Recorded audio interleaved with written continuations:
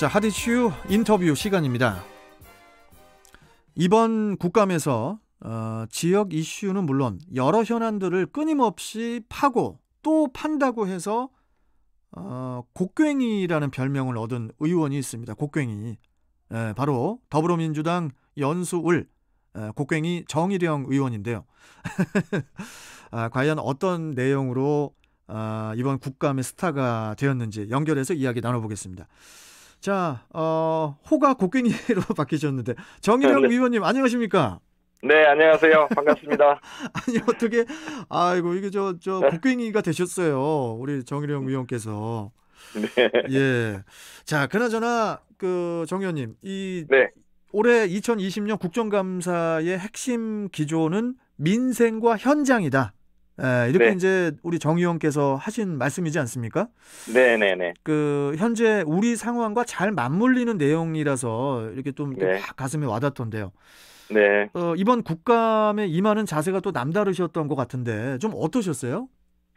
네, 요즘 이 코로나19 때문에 모두 어려우시잖아요. 그렇죠. 그런데 이제 정부에서 정책을 여러 가지를 발표했는데, 예. 그 정책들이 그냥 발표에 그치지 않고, 정말 우리 현장에, 우리 국민들 피부에 와닿는지, 특히 이제 취약계층, 또 택시나 버스 산업에 계시는 분들, 예.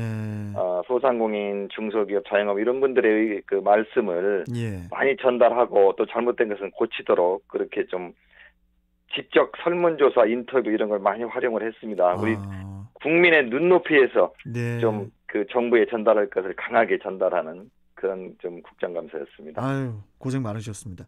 감사합니다.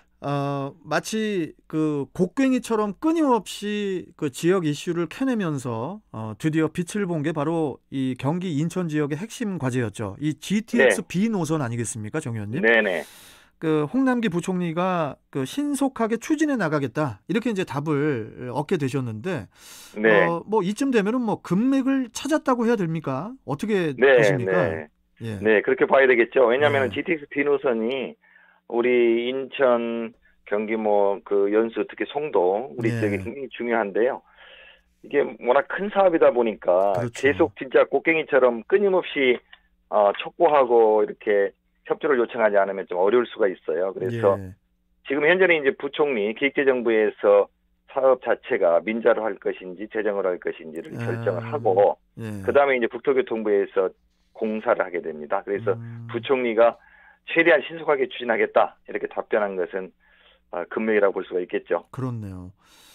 자, 그러면은 우리 정일영 의원님, 네. 이 GTX B 노선이 왜 필요한지, 또 언제쯤 완공이 가능한지, 그리고 경제적 이득은 무엇인지, 네. 이거 좀 간단하게 좀 답변 좀 부탁드리겠습니다. 네네. 그 GTX B 노선은 우리 인천 지역의 교통 혁명이라고 볼 수가 있고요. 네. 특히 이제 송도 같은 데서는 송도국제도의 서울역까지 지금 1시간 반, 2시간까지 걸리는데 그렇죠. GTX-B가 개통되면은 한 27분이면 서울역까지 가거든요. 예.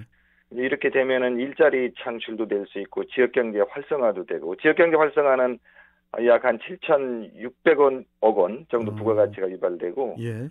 고용도 한 15,000명 정도 될 것으로 보입니다. 국민의 행복 지수라 할까요? 그것도 이렇게 화폐 가치로 하면 연 한 950억 원 정도로 추정이 되고 있어요. 예. 그리고 또 하나 중요한 것은 지금 집값 문제가 굉장히 심각하지 않습니까? 지금 심각하죠. 그래서 네, 이 GTX-B가 개통이 되면은 이제 서울에 꼭 살 필요도 없고 우리 이제 인천에 와서 사시면서 GTX로 출퇴근이 가능해지고 수도권 전체가 균형 있게 개발이 된다고 저는 보고 있습니다. 이게 지금 GTX 노선이 이게 이제 일반 지하철보다 거의 한 3-4배 빠른 속도 아닙니까? 그렇죠. 그렇죠. 네. 이게 지금 결정이 좀 이제 되는 분위기라서 너무 기분이 좋고. 네. 그리고 정 의원님, 네. 정 의원님께서 이제 전월세 상한제하고 계약갱신 청구권제라는 이 새로운 제도의 필요성을 언급을 하셨었거든요. 네. 이 부분도 좀 짚어주시죠. 네, 이게 지금 여론조사를 해보니까 굉장히 이렇게 어려움을 겪고 계시다는 답변이 많아요. 그래가지고 특히 이제 전세 문제가 좀 심각한데 새로운 제도를 지금 이제 지난번에 임대차 3법 개정되면서 이제 문제가 조금 더 어려워지기도 했고요. 그래서 기존 시행하고 있는 정책에 대해서 좀 효과 분석을 해야 되겠다. 저는 그런 입장입니다. 네, 새로운 정책, 새로운 대책, 전세 예를 들어 표준 임대료 뭐 이런 걸 얘기하는 수가 있는데 표준 임대료로 하면은 그 준비하는 데도 한 1년 이상 걸릴 수가 있고 또 그 집집마다 이 임대료를 갖다가 정부에서 이렇게 표준을 정해 놓으면은 그것이 이제 잘못하면 주택 질이 좀 안 좋아지거나 노화되는 문제도 있고 정부의 예산 인력도 많이 들어가고 또 시장을 잘못하면 왜곡시킬 수가 있고 그래 많은 문제가 일어날 수가 있습니다. 그래서 저는 일단 지금 지난 여름부터 시행 중인 새로운 정책에 대해서 효과 분석을 하고 예. 그 다음에 또 현재 전세 대책은 대책대로 효과 분석에 따라서 나온 결론 가지고 좀 세우고 이렇게 하면 좋겠다는 생각이 듭니다. 좀 더 세밀하고 예. 국민들 입장에 맞는 그런 정책, 전세 대책이 나와야 된다고 생각을 하고 있어요. 자, 그리고 우리 그 정대용 의원께서 최근에 네, 그 1가구 1주택자에게 종합부동산세 90% 인하를 해야 한다. 이렇게 이제 네네, 주장을 하셨어요. 네네. 이게 그 이유가 뭡니까? 그게 이제 지금 계속 우리 정부에서 추진 중인, 말하자면은 아파트 가격 안정, 주택 가격 안정 뭐 이런 걸 하고 있는데 지금 잘 안 되고 있는 것도 있고요. 예. 그 결론적으로 말씀드리면은 1세대 1주택자, 실거주하시는 분들의 세부담은 좀 낮추고 예. 다가구, 투기하는 분들은 좀 중과세를 할 수밖에 없다. 그건 정부의 원칙에 부합되고요. 그렇죠. 예. 다만 지금 이제 1세대 1주택인데도 불구하고 세율이 그렇게 많이 올라가지 않았는데 거의 안 올라갔는데도 불구하고 이제 공시지가나 이런 걸 통해서 그 올라가니까 세금을 많이 내는 그런 현상이 벌어질 수가 있거든요. 예. 그래서 실거주 하시는 분들은 좀 보호를 하고 그분들은 세 부담을 좀 느끼지 않도록 하는 게 좋겠다. 그러니까 진짜 필요해서 자기 본인 집에 진짜 거주하시는 분들이 세금을 많이 내게 되는 그런 현상은 꼭 좋지는 않다고 봅니다. 옳으신 말씀이십니다. 자, 그리고 저 임대주택 네. 질문을 좀 드려도 될까요? 정 네. 의원님? 네. 그 최근에 그 뭐 언론사와의 인터뷰에서 네. 정 의원께서 이제 임대주택을 많이 공급을 해야 하지만 네. 특정 지역에 너무 많이 지으면 안 된다. 이렇게 이제 말씀을 하셨더라고요. 네. 임대주택이 뭐 어디든 많이 이렇게 있으면 좋은 거 아닌가요? 이제 특정적인 그런 뜻이 꼭 그게 맞는 거나 임대주택이 이제 많이 있어야 되죠. 근데 많이 있어야 되는데 임대주택을 이렇게 섞어서 짓다 보니까 또 주택 공급이 원활하지 않을 수도 있어요. 그래서 제 얘기는 임대주택을 많이 지어야 된다. 단서 조건이 임대주택의 그 질을, 그 퀄리티를 높여야 된다. 임대주택의 퀄리티를. 네. 그러니까 지금 이 주택 공급을 추진하지만 그거와 별도로 정말 임대주택에 사시는 분들이 행복하고 큰 불편이 없도록 해요. 왜냐하면 임대주택 같은 경우에 노화돼가지고 뭐 비가 오면 물이 새고 곰팡이가 슬고 이런 임대주택도 있거든요. 그런데 임대주택의 퀄리티를 끊임없이 정부에서 높여가지고 그거는 뭐 오늘 이렇게 하루 뭐 몇 년 동안 할 일이 아니라 계속해서 정말 임대주택이 실거주하시는 분들한테 좋은 주거지가 돼야 되죠. 근데 그렇지 않은 경우가 꽤 많았어. 그래서 누구든지 임대주택에 들어가서 사시면은 꼭 자기 본인 집을 사지 않아도 좋구나. 이게 좋은 주택이구나 이런 생각이 들 수 있을 정도로 임대주택의 그 퀄리티를 좀 높이고 그러면서 골고루 여러 지역에 지으면은 많은 분들이 혜택을 볼 수 있겠다. 이제 제 생각은 그렇습니다. 특정 지역보다는 좀 골고루 전체적으로 좀 임대주택이 분포가 돼 있어야 되지 않냐 이런 말씀이셨군요. 네. 그리고 먼저 이제 임대주택의 수준을 이제 아파트의 뭐랄까 살기 걸맞게. 좋은 그런 아파트로 만들어야 되죠. 지금보다. 알겠습니다.